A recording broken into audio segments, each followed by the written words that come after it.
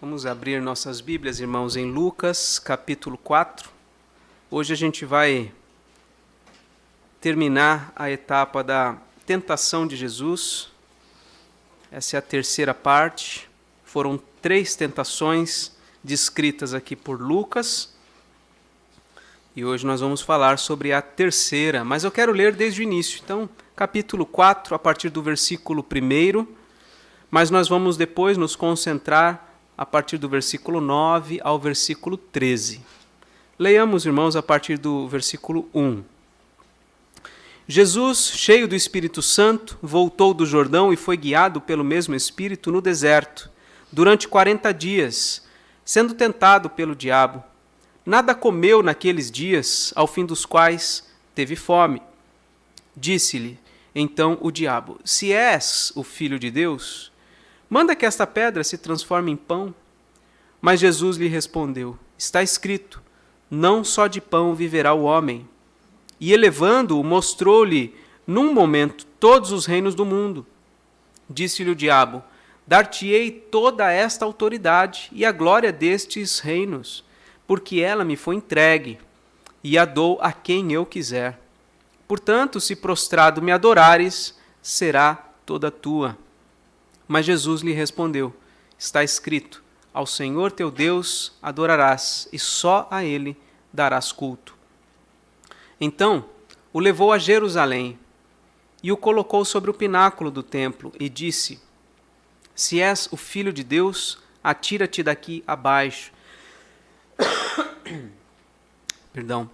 Porque está escrito: Aos seus anjos ordenará a teu respeito que te guardem, e eles te susterão nas suas mãos, para não tropeçares na alguma pedra.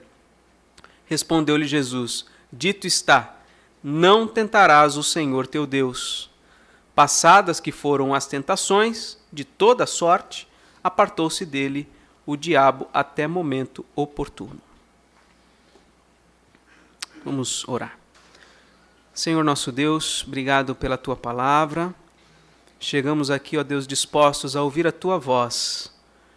Que seja, ó Deus, o teu Espírito livre no nosso meio para nos ensinar, para aclarar as nossas mentes, a fim de entendermos o que está escrito e sermos transformados por essa mensagem.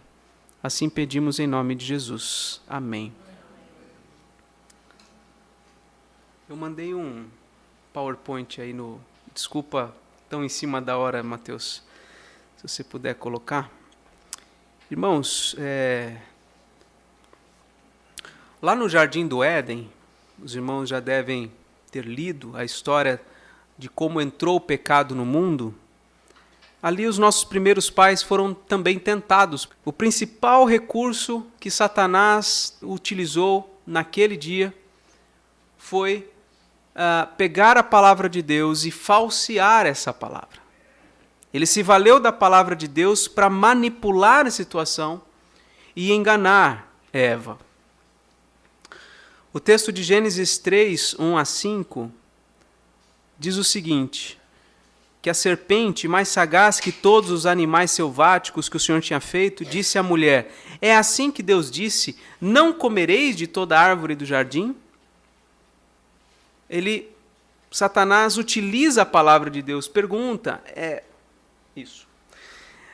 assim que Deus disse, não comereis de toda árvore do jardim? É claro que ele sabia que não era exatamente isso que Deus tinha dito. Deus tinha dito que eles poderiam comer de toda árvore do jardim livremente, não comer apenas aquele fruto da árvore do conhecimento do bem e do mal. E a mulher dá trela ao diabo, conversa com a serpente e diz que do fruto da árvore do jardim eles poderiam comer, mas do fruto que está no meio do jardim, disse Deus, não comereis nem tocareis nele, para que não morrais. E com isso, então, ela está também, de certa forma, distorcendo. Ela tira a palavra livremente da frase em que Deus disse que eles poderiam comer todos os frutos livremente. E ela acrescenta uma palavra, nem tocareis nele, como que se Deus fosse mais severo do que ele estava se expressando ali quando ela disse, dele não comereis nem tocareis nele. E isso Deus não disse. Então a serpente segue dizendo à mulher: é certo que não morrereis, porque Deus sabe que no dia em que dele comerdes se vos abrirão os olhos, e como Deus sereis conhecedores do bem e do mal. Então a mulher toma daquele fruto, ela vê que aquele fruto é bom para se comer, é agradável aos olhos, é desejável para dar entendimento, então ela come e dá também ao seu marido e ele come. Irmãos, aqui foi a tentação perfeita. Porque não só estava diante dos olhos dela um fruto que lhe atraía a atenção, lhe dava desejo de comer, mas veio acompanhado de uma distorção da palavra de Deus. E a mulher, ela cedeu à interpretação equivocada da palavra de Deus oferecida ali pelo diabo. Ela cedeu a isso. Ela acreditou que o fruto poderia lhe dar um status superior ao que ela tinha naquele momento. Mas foi justamente por ela ceder à interpretação equivocada do diabo que ela caiu do patamar de perfeita comunhão com Deus para o estado de pecado e de miséria. Tudo isso porque a palavra de Deus foi usada de modo indevido, de modo errado.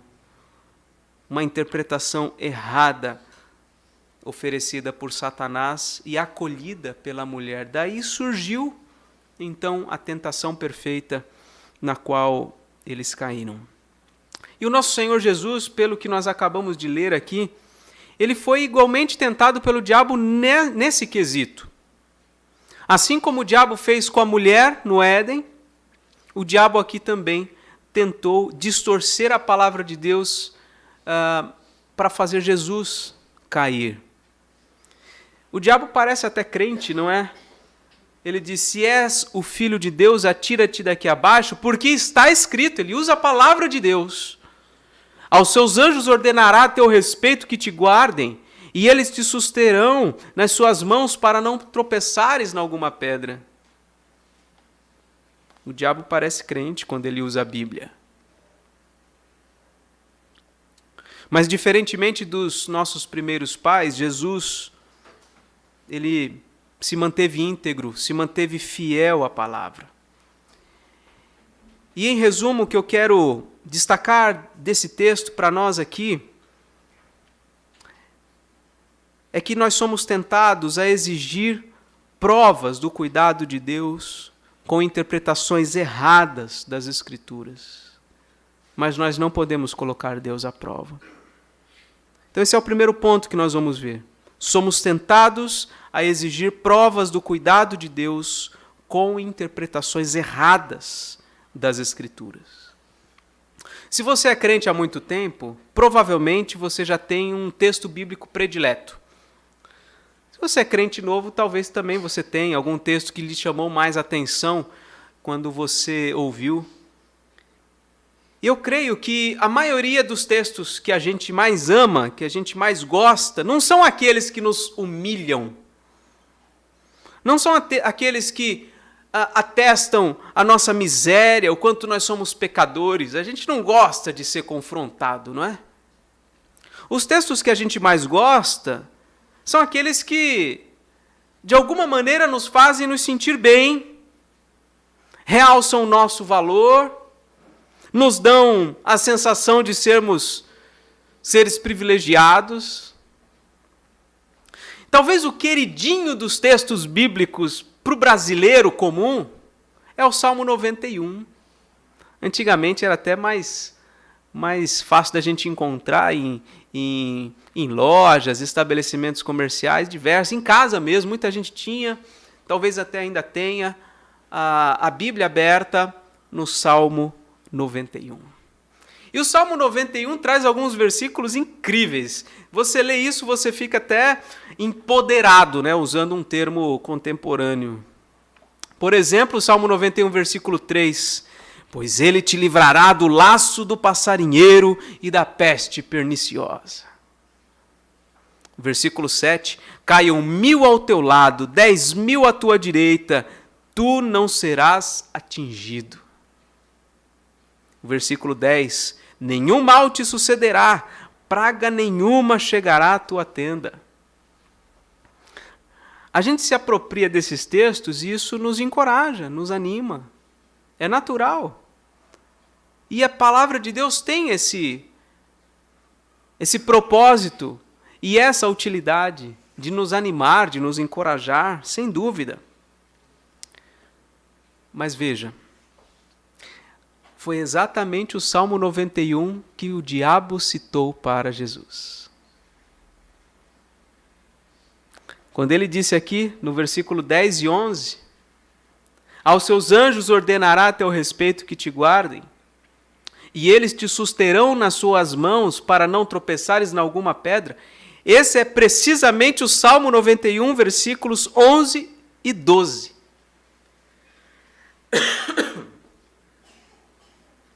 É isso que o Salmo 91 diz.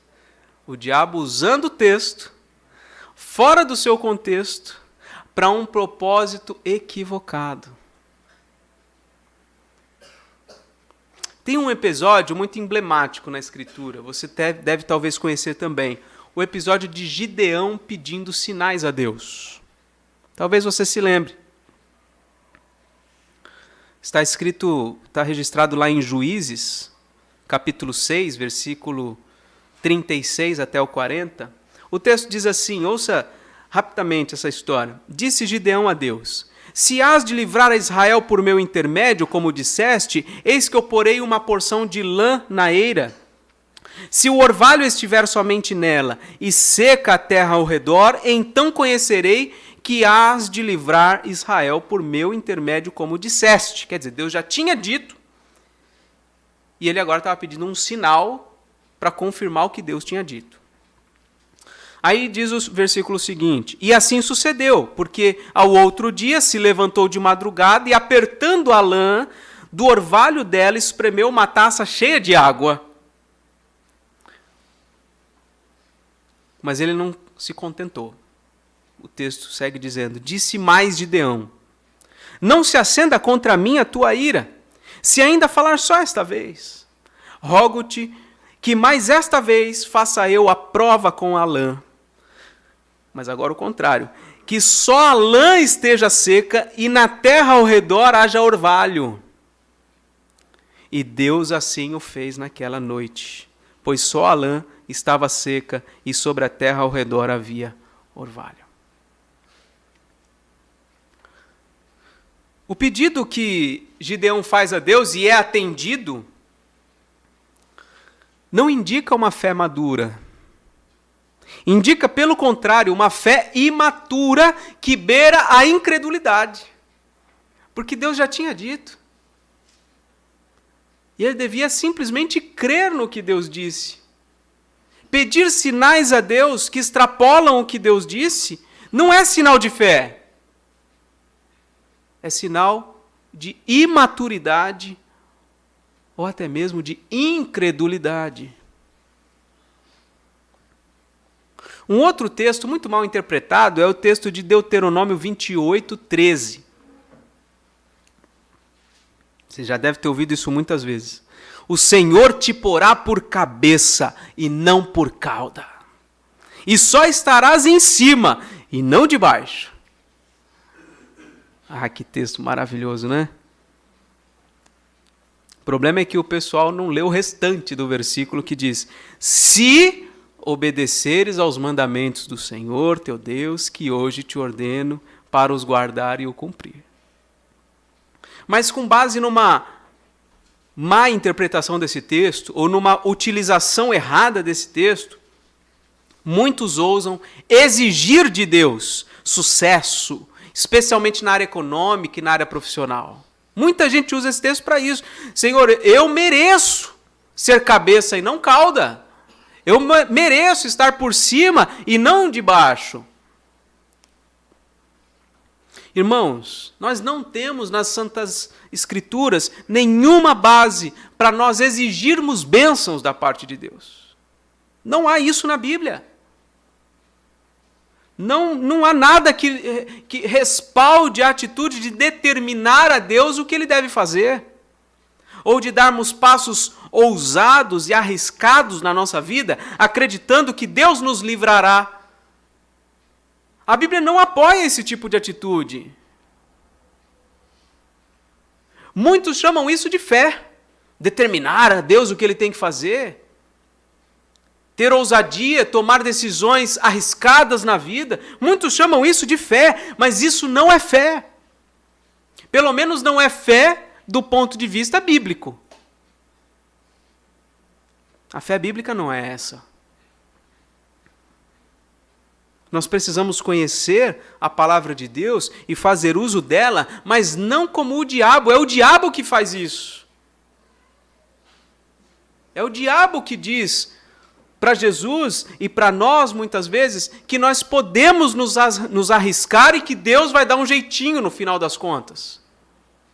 É o diabo que usa o texto bíblico dessa forma. O uso diabólico da palavra de Deus tem levado muitos a fazerem coisas tão absurdas como essa que o diabo sugere que Jesus faça. Parece um absurdo a gente ler aqui no versículo 9 que Jesus, de cima do pináculo do templo, se jogue lá embaixo. Mas tem gente fazendo coisas semelhantes, se não isso, literalmente, coisas semelhantes a essa, tão arriscadas quanto. O texto está dizendo que o diabo colocou Jesus no pináculo do templo. O templo de Jerusalém, naqueles dias, tinha uma altura em cerca de 13 metros de altura. Cerca de 4 andares. É um absurdo. Como é que alguém vai se lançar de lá acreditando que Deus vai mandar anjos para amparar ali e proteger? Não faz o menor sentido. E tem pessoas fazendo absurdos, acreditando que Deus vai prover livramento. Muitos falsos profetas do nosso tempo têm incentivado malignamente as pessoas a depositarem nas suas mãos quantias significativas de dinheiro, garantindo que Deus vai lhes dar muito mais em troca. Com base em textos como esse de 2 Coríntios 9:6, que diz assim: aquele que semeia pouco, pouco também ceifará. O que semeia com fartura, com abundância também ceifará. Ora, é um texto bíblico, é um texto verdadeiro, é palavra de Deus. Mas posto na boca de pessoas mal intencionadas, isso causa um desastre na vida das pessoas. Você já caiu em alguma dessas armadilhas do diabo alguma vez? Ou já viu alguém caindo? E muitas pessoas se colocando em risco por acreditar em homens com a Bíblia na mão. Não basta só alguém utilizar a Bíblia. Não basta só alguém citar versículos bíblicos. Você precisa conhecer a palavra de Deus para compreendê-la por si mesmo. E então resistir aos falsos profetas. Então, o primeiro ponto que nós estamos observando é isso. Nós somos tentados a exigir provas do cuidado de Deus com interpretações erradas das Escrituras. Situações de fragilidade na sua vida, situações difíceis, você vai ser tentado nessa área. Textos bíblicos poderão surgir na sua mente ou até ser trazido por pessoas que te levarão a não acreditar que Deus tem o melhor. Que aquele momento difícil é parte do plano de Deus na sua vida. Vão tentar te convencer a tomar decisões que vão colocar em risco a tua fidelidade a Deus. Não caia nessa furada. O diabo é perito em aproveitar situações de fragilidade. Quando você estiver se sentindo frágil em alguma área, econômica, emocional, qualquer área, perceba, logo vai surgir uma tentação como essa ou de qualquer outra forma. Então, a segunda coisa, meus irmãos, que a gente observa nesse texto é que nós não podemos colocar Deus à prova. Muitos têm metaforicamente se jogado do pináculo. Mas isso não é fé. Isso é colocar Deus à prova. Quando nós tomamos atitudes arriscadas, nós estamos colocando Deus à prova. Isso é tentar o Senhor. A resposta que Deus dá ao diabo está aí no versículo 12. Dito está, não tentarás o Senhor teu Deus. E como Jesus vem fazendo desde o início dessa narrativa, ele usa texto bíblico para responder o diabo. Mas usando, obviamente, a melhor interpretação, a correta interpretação. Ele está pondo Jesus à prova. E Jesus responde, não prove o Senhor teu Deus. Não coloque à prova quem é superior a você. O texto que Jesus cita aqui é o de Deuteronômio 6,16. E o versículo completo, porque ele cita aqui só uma parte do versículo, o versículo completo é assim, não tentarás o Senhor teu Deus como o tentaste em Massá. Não sei se vocês vão se lembrar desse episódio, e eu quero fazer menção a esse episódio aqui, para a gente entender a resposta de Jesus. O que aconteceu em Massá? Isso está registrado em Êxodo. Se você puder, abra sua Bíblia lá em Êxodo, capítulo 17. Êxodo, capítulo 17.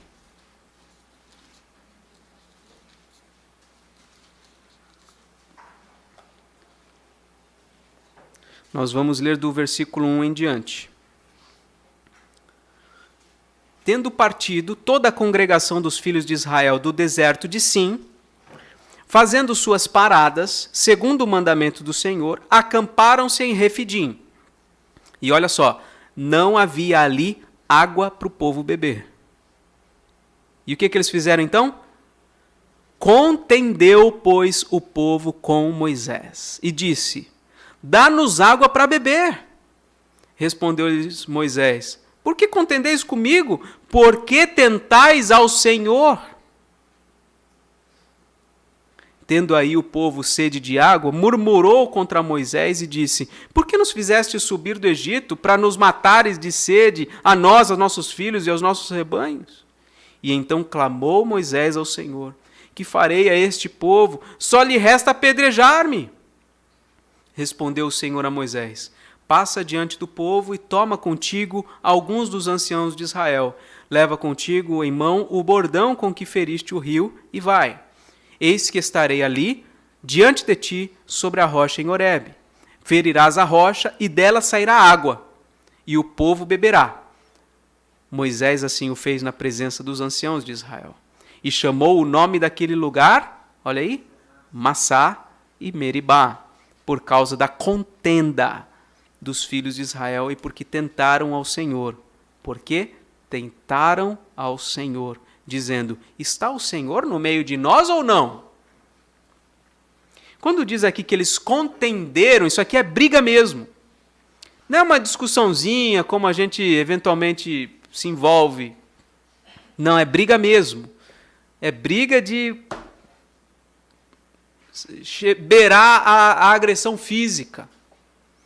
Eles contenderam com Moisés, exigindo que eles tivessem água para beber. E com isso eles estavam tentando o Senhor.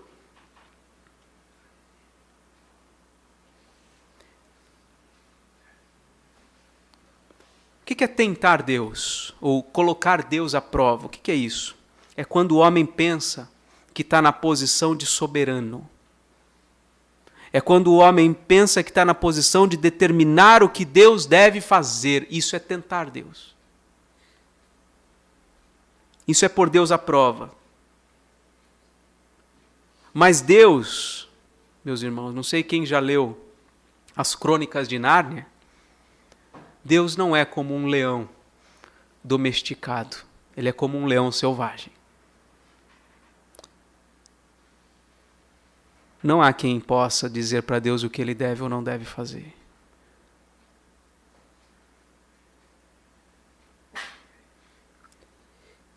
É comum, às vezes a gente está conversando com as pessoas,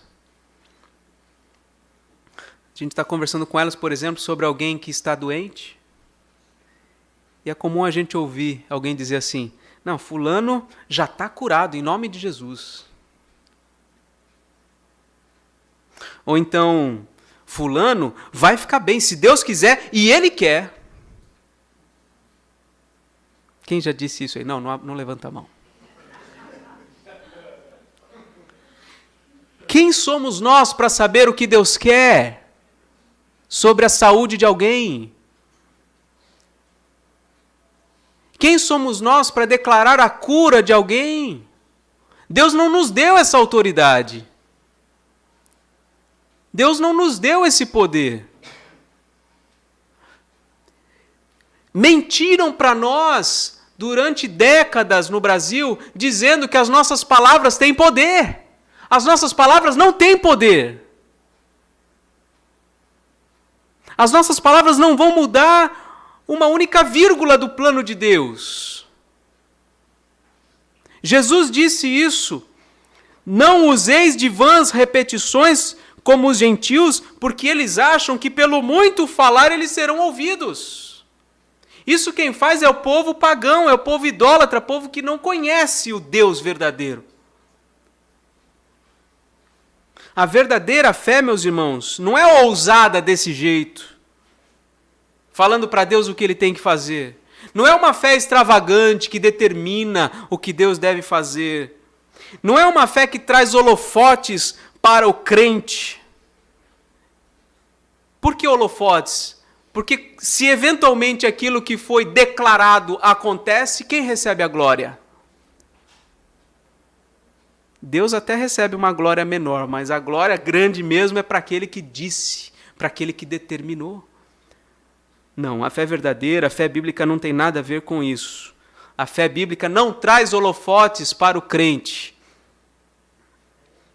A fé bíblica, irmãos, gravem isso, é simplesmente sinônimo de confiança em Deus. Fé é confiança.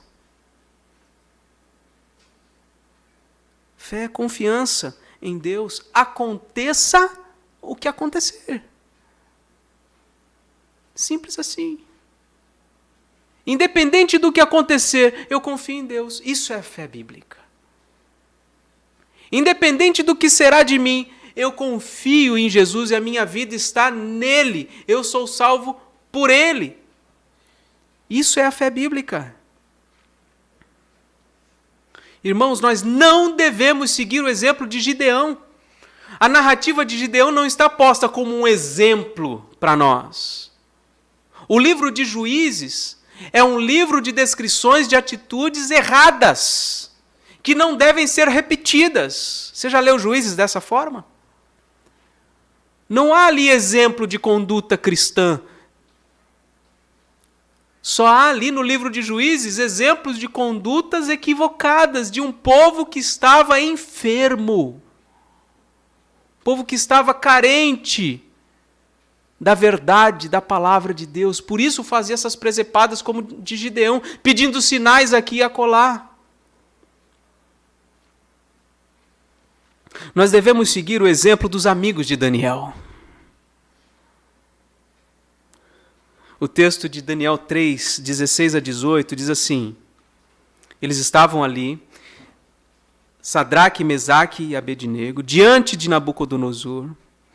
Estava sendo exigido deles que eles se curvassem diante da imagem do rei.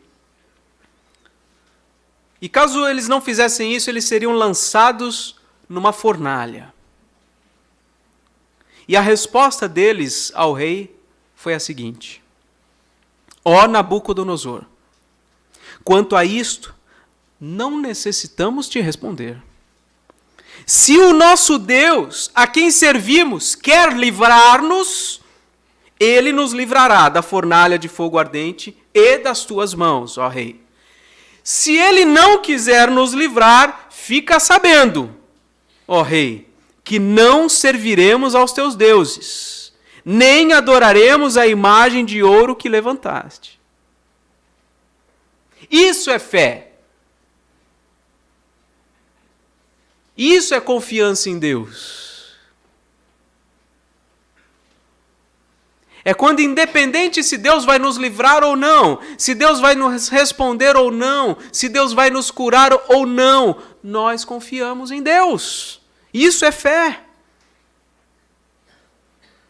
Devemos seguir o exemplo do apóstolo Paulo. Foi posto nele um espinho na carne, que ele diz que era um mensageiro de Satanás para o esbofetear o tempo todo, para que ele não se exaltasse, por permissão de Deus, obviamente. E ele pediu 3 vezes ao Senhor, Senhor, tira esse espinho da minha carne. E a resposta de Deus foi a seguinte: a minha graça te basta, Paulo, porque o poder se aperfeiçoa na fraqueza. A fraqueza é bom para você, porque é na fraqueza que o seu poder é aperfeiçoado. E qual foi a resposta crente de Paulo? Crente de verdade. De boa vontade me gloriarei nas fraquezas, para que sobre mim repouse o poder de Cristo.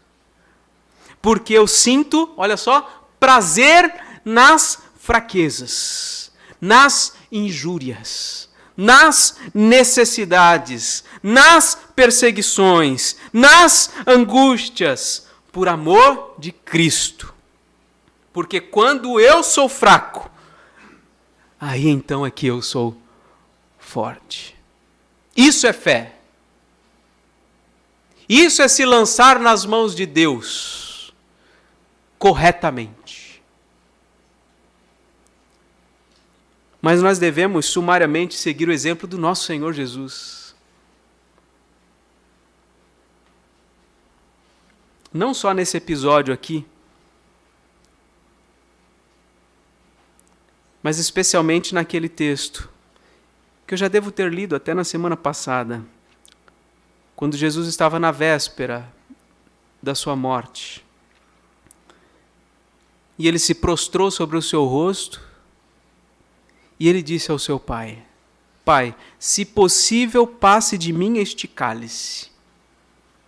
Todavia, não seja como eu quero, mas como tu queres. Isso é fé. Isso é confiança. Fé em Deus não é determinar o que Ele deve fazer. Fé em Deus é estar disposto a passar pelo que vier, na certeza de que Deus está no comando, no controle, e Ele tem o melhor para nós. Isso é fé. Isso é a fé verdadeira. A singela confiança de que Deus fará o que Ele considera melhor para nós, ainda que isso nos cause sofrimento, ainda que isso nos cause privações, ainda que nós passemos por necessidades, ainda que nós passemos por luto, por tristeza e talvez até a nossa própria morte ou a morte de alguém amado. A fé singela é quando nós nos lançamos nas mãos de Deus. Aconteça o que acontecer conosco. O crente maduro, ele não põe Deus à prova, ele não coloca Deus na parede, ele não exige nada de Deus, ele é humilde. O crente maduro sabe que Deus não lhe deve nada, nada. O crente maduro não se põe em risco de vida contando com o livramento de Deus. Não assume dívidas que extrapolam o seu orçamento, contando que Deus, no final das contas, vai fazer surgir dinheiro do nada. O crente maduro não namora, nem faz aliança de casamento com um descrente, contando que Deus vai convertê-lo depois.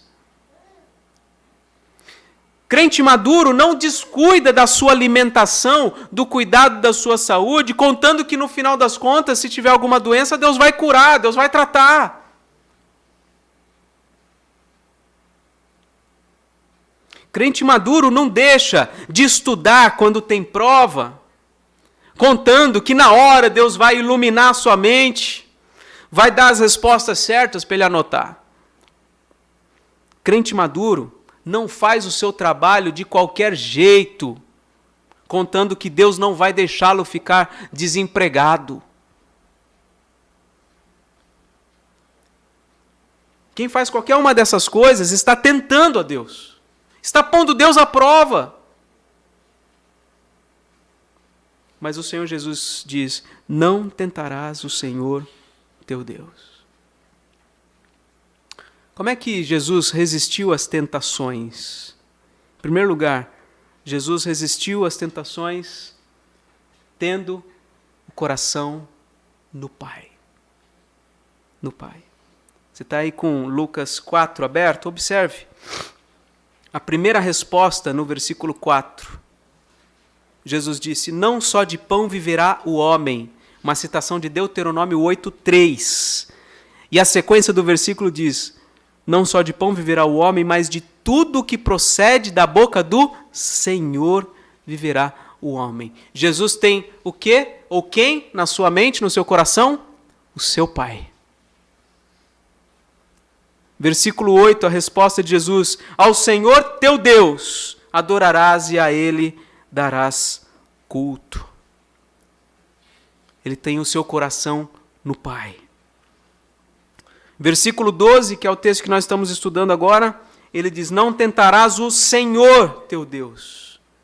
Ele tem o Pai no seu coração. É isso que dá a ele a resistência necessária para ele não cair nas tentações. O salmista no Salmo 73 diz assim, veja que linda essa frase, essa declaração a Deus: quem tenho eu no céu além de ti? E quem poderia eu querer na terra além de ti? Ainda que a minha carne e o meu coração desfaleçam, Deus é a fortaleza do meu coração e a minha herança para sempre. Alguém que tem o seu coração em Deus terá mais forças para resistir às tentações. No Salmo 16, versículo 2, o salmista diz: digo ao Senhor, tu és o meu Senhor, outro bem não possuo, senão a ti somente. Quem tem o coração em Deus resiste às tentações. Filipenses 4, 12 e 13, o apóstolo Paulo disse assim: tanto sei estar humilhado como ser honrado, de tudo e em todas as circunstâncias eu já tenho experiência, tanto de fartura como de fome, de abundância, de escassez, e ele diz: tudo posso suportar naquele que me fortalece. O coração de Paulo está em Deus. É por isso que ele pode suportar todas essas coisas. E além disso, Jesus resistiu às tentações porque ele tinha no coração a palavra. A palavra. Não basta ter Deus no coração, tem que ter a palavra no coração, tem que conhecer a palavra de Deus. Ele cita 3 versículos aí, no versículo 4, no versículo 8, no versículo 12, e ele sempre diz assim: está escrito, dito está. Irmãos, Jesus não nasceu com todos os textos bíblicos na cabeça, viu? Não pense você que ele já veio com um chipzinho lá, gravado lá, todo o Antigo Testamento na sua cabeça. Não. Jesus passou pelo processo de crescimento de todos nós. Ele foi bebezinho, ele aprendeu a falar, ele aprendeu a andar, ele aprendeu a escrever, a ler. Ele leu a Bíblia, ele memorizou as Escrituras. Ele fez o que todos os meninos da sua idade faziam na sua época e que deveriam fazer até hoje. Leitura, memorização, estudo profundo da palavra. Jesus fez isso. Jesus não pulou nenhuma etapa. Ele fez tudo isso. E a gente quer resistir às tentações sem passar pela etapa do aprendizado, da leitura, do fortalecimento do nosso coração e da nossa fé pela palavra de Deus. Quantos versículos você sabe de cabeça? Quantos salmos você conhece de cabeça, poderia recitar neste momento? Sabe o que vai segurar você, a sua fé, a sua esperança no momento de dificuldade? É isso, se você tiver textos bíblicos no teu coração e na tua mente.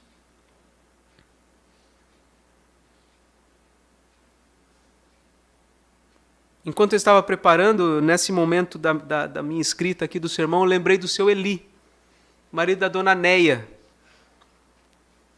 Seu Eli faleceu. Não sei se foi ano passado ou ano retrasado. E eu tive a honra de ser o último a ter contato com ele dentre os seus conhecidos. Nem a sua esposa, nem seus familiares tiveram essa honra. Eu fui visitá-lo. Ele mal podia falar. E em um momento eu perguntei para ele: Seu Eli, o senhor gostaria que eu lesse algum texto bíblico?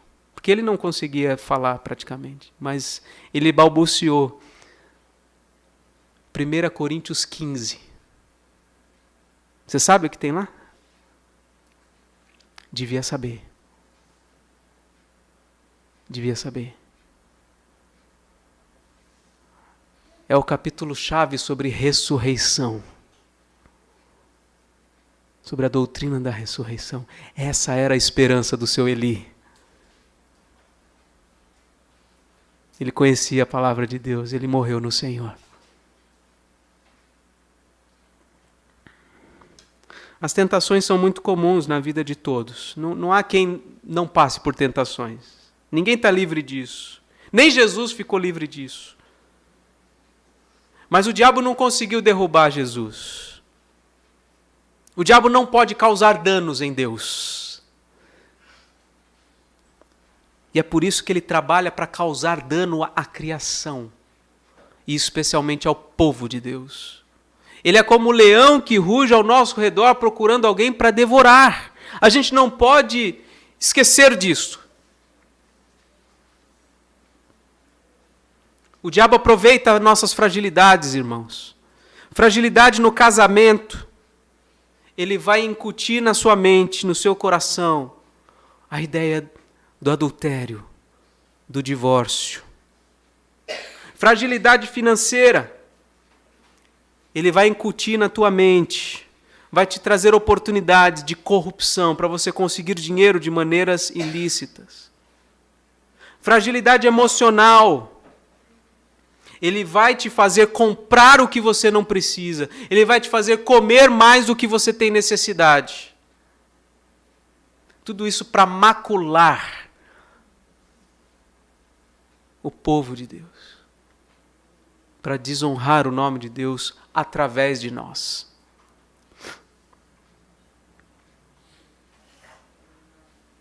Como resistir às tentações? Além de tudo isso que a gente viu, eu quero sugerir aqui uma lista.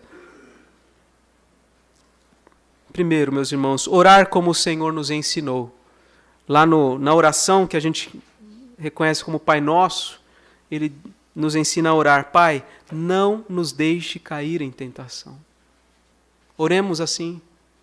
Oremos: Senhor, eu sei que eu vou ser tentado, ou eu estou sendo tentado, mas, Senhor, não me deixe cair em tentação. Segundo lugar, segunda coisa, devemos lembrar da promessa que Deus não permitirá que sejamos tentados além das nossas forças. Lembremos disso. As tentações difíceis que enfrentarmos, lembremos, Deus não vai permitir algo que seja maior do que a nossa possibilidade ou força de resistir. Terceiro, devemos exercitar o contentamento, e é um exercício, é um aprendizado. O contentamento é um aprendizado. O apóstolo disse a Timóteo: os que querem ficar ricos caem em tentação e cilada, e em muitas concupiscências insensatas e perniciosas, as quais afogam os homens na ruína e perdição. Então, como é que a gente evita a tentação de desejar riqueza, de desejar o que nós não temos? Exercitando o contentamento. Como disse Paulo, aprendi a viver contente em toda e qualquer situação. Quarta coisa, devemos buscar o socorro de Cristo. Irmãos, Ele foi tentado em todas as coisas, à nossa semelhança, do nosso jeito, mas Ele não pecou. Por isso nós podemos nos achegar a Ele. Como lemos na liturgia, Hebreus 4, 14 a 16, Hebreus 2, 18. Ele pode nos socorrer, pode nos ajudar no meio da tentação, porque Ele venceu tudo isso. Quinto, devemos nos manter sóbrios e vigilantes. Sobriedade e vigilância. O apóstolo Pedro disse: o diabo, inimigo de vocês, anda em derredor como um leão que ruge, procurando alguém para devorar. Resistam a ele, firmes na fé, certos de que sofrimentos iguais aos vossos estão se cumprindo. Os crentes sofrem todas essas coisas. Mas ele encerra dizendo: ora, o Deus de toda a graça, que em Cristo vos chamou à sua eterna glória, depois de terdes sofrido por um pouco, Ele mesmo vos há de aperfeiçoar, firmar, fortificar e fundamentar. Irmãos, que a gente resista às tentações, que a gente não dê brecha ao diabo, especialmente quando ele nos tenta a exigir coisas de Deus, nos tenta fazer coisas arriscadas, nos tenta a tomar passos que não são prudentes, que o Senhor Deus nos ajude a enfrentar essas coisas. Porque muitas vezes movidos por sonhos, movidos por prestígio ou reconhecimento da parte de alguém que a gente quer impressionar, a gente faz coisas que colocam Deus à prova. Não façamos isso. Tenhamos a fé singela, bíblica, a confiança em Deus, independente do que vier.